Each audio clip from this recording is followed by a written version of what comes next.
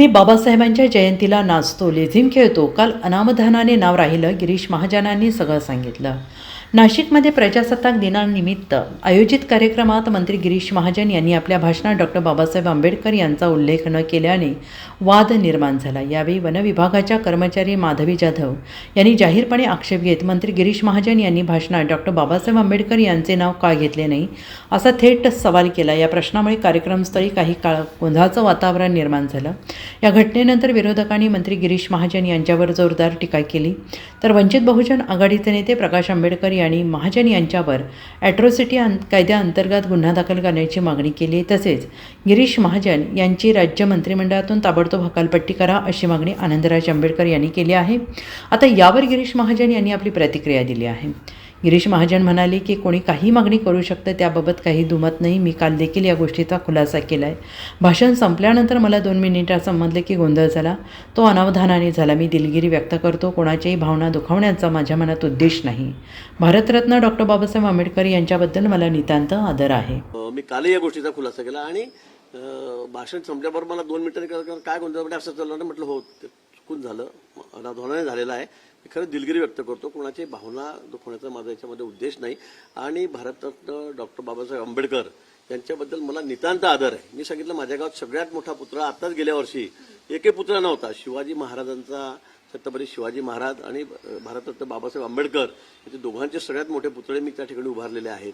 प्रत्येक आंबेडकर जयंतीला, बाबासाहेबांच्या जयंतीला आपण बघितलं असेल, एकमेव माणूस असेल मी राज्यामध्ये, एकमेव मंत्री असेल की पूर्ण वेळ त्या ठिकाणी मिळून घेतला जातो. त्या दिवशी निळा शर्ट घालतो, 40 वर्षापासून लेझिम खेळतो, ट्रॅक्टर चालवतो, नाचतो सुद्धा. मला वाटतं इतक्या उत्साहामध्ये मी जयंती साजरी करतो. माझ्या मतदारसंघात तुम्ही जाऊन विचारा, तुम्ही जिल्ह्यामध्ये विचारा, मी सांगतोय म्हणून नाही. आणि तुमच्या चॅनलवर तुम्ही मागच्या 25-30 वर्षाच्या आंबेडकर जयंती तुम्ही चित्रपट बघा, त्यात फक्त गिरीश महाजन असतात. आणि म्हणून मला असं वाटतं की माझ्याकडे इतकं चांगलं वातावरण आहे, इतकं आमचा भाईचारा आमच्यामध्ये आहे, इतका बंधुभाव आमच्यामध्ये आहे. माझ्याकडे सगळे निवडून येणारे एसी कॅटेगरी लोक हे बीजेपीचेच असतात. एकही 40 वर्ष तुम्हाला दुसरा दिसणार नाही, दुसऱ्या पक्षात गेलेला दिसणार नाही किंवा निवडून आलेला दिसणार नाही. मग इतकं चांगलं वातावरण असताना एखादा शब्द माझ्याकडून राहून गेला, त्यामुळे मला वाटतं त्याचं असं इतका त्याच्याबद्दल राजीनामा द्या, ॲट्रॉसिटी दाखल करा, इतकं चांगलं वातावरण माझ्याकडे आहे. माझ्याकडे आतापर्यंत मी सांगतो एकाही लग्नात, एकाही मरणामध्ये, सुखात, दुःखात, आजारी असेल, मी शेकडोने हजारो लोकांना, आमच्या दलित बांधवांना मुंबईला आणलं असेल. ॲम्ब्युलन्सची व्यवस्था, जेवणाची व्यवस्था, खावण्याची व्यवस्था, मी एक सुद्धा आतापर्यंत असं चुकलं नसेल. एक गरीबातला गरीब माणूस असेल, अगदी त्याच्या खिशामध्ये 1000 रुपये नाहीत, त्याला सुद्धा मुंबईला आणून त्याच्यावर औषधोपचार करून, शस्त्रक्रिया करून मी त्यांना तिथपर्यंत घेऊन जातो. सगळ्यांनाच देतो, पण त्यात सगळ्या समाजाचे लोक असतात. आणि म्हणून तुम्हाला असं कोणी माझ्याबद्दल सांगणार नाही, एक माणूस सुद्धा सांगणार नाही हे चुकीचं वागतात का चुकीचं करतात.